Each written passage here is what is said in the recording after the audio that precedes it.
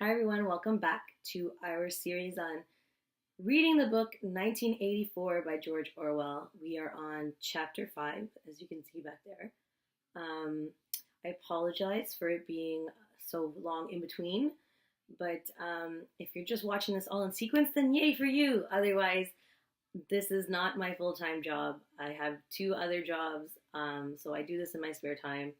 But do me a favor, if you really do want more of these and you want me to complete these faster, I will put them more at the top of the list of videos. But you gotta hit like, you gotta hit subscribe, you gotta like interact with me a little bit. Leave like a comment saying please more or whatever the case may be. Or no more, you're driving me crazy, and then I can put it lower down on my list. But I do see people watching it, and yay, a lot of American kids are watching it. And I say kids because YouTube allows me to see who my audience is. So good for you. Question your government.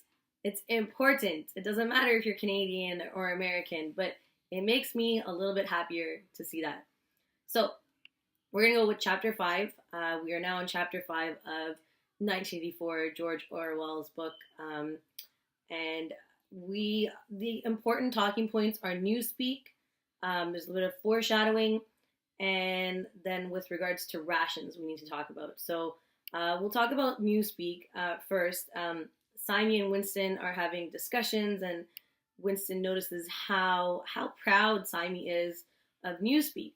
And then you have to remember that Newspeak is the only language that loses words regularly. So it's meant to dumb down a population, and in this case, their population. Big Brother is trying to make it so that you don't need to think, right? You know that something is good or ungood. It's not bad. It's not terrible. It's not anything else other than that. It's just ungood. If something is, it's just they remove the other words, the opposite words, so that you only have one word to focus on and you don't feel as though it's a negative word. It's an interesting concept. I mean, even in my other videos where I talk about thinking positively and speaking positively, it's an idea that, you only need to think a certain way. And that's exactly what they're doing in 1984, but they're using it for dumbing down purposes instead of educating further. So it's something to think about. And it effectively narrows down someone's way of thought, but not in a positive way, right? So, for example, in my other videos, I say, think positively, try to speak positively, by removing the negative words that have negative connotations from your vocabulary just temporarily so that you can learn to think in a more progressively positive way. But I'm telling you to think and add more positive words, whereas Big Brother wants you not to have more words. Just say good and ungood, okay? So it's important because the less your society thinks, the more likely they are to become sheep. And if they become sheep, they are much easier to herd. Okay, so think about that. The other thing we see in this chapter is Winston sees how proud Simon is of Newspeak, and it bothers him inherently because he's not a dumb person, Winston, nor has he fully been brainwashed by Big Brother. He's just sort of gone along with this revolution, and he still remembers the past. So when he sees Simon being so excited about removing this and removing that and adjusting this and like so proud of what Newspeak does, which is the negative side of it, it bothers Winston in his core because he knows deep down that that's not a good thing to have a society that's more dumbed down, and he's already begun his revolution internally. So it doesn't sit well with him to see Simon being so proud of Newspeak, because he's effectively seeing the sheep that Simon is, okay? And then the other thing, we have foreshadowing with the Parsons children.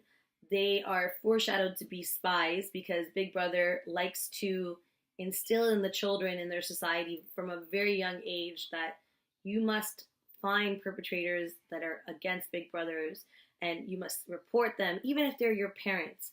So Big Brother is more important than a child's parents in the society. So we see that in Winston when he goes to the apartment or whenever he interacts with the Parsons children, he feels that they're watching him and that they will report him to Big Brother for being the thought criminal that he is. Okay, so he is already a little bit paranoid, and it shows, and in all of his interactions with anyone, but especially with the Parsons children, because he just thinks that these are the little soldiers of Big Brother, because he's got them from the beginning and they don't know anything of the past. So he really is fearful of them, whereas he sees the fear in their own parents, even though they pridefully say, "Oh yeah, my son, he's becoming a real lover of Big Brother." Like Mr. Parsons definitely brags about his son being such a good spy and finding thought police. So that's an interesting point, to the point where even Winston feels paranoid and anxious around the Parsons children. So it is foreshadowing in the sense of maybe not necessarily Winston, but that the Parsons children will become spies. Okay? And then the other thing is that the idea of rations. A lot of dictatorships, when like to put out propaganda. We've spoken about this already. And we can look at Stalin for this. And they say things like, "Oh, we're running out of rations. We don't have enough food to feed the population. So please make sure they implement a ration system. So you can get 3 loaves of bread if you have 5 people in your family every day, or whatever the case may be, or a cup of rice, or like a bag of rice for the week. Like those are your rations." And so what Big Brother does is they suddenly say, "Well, we're running short on chocolate.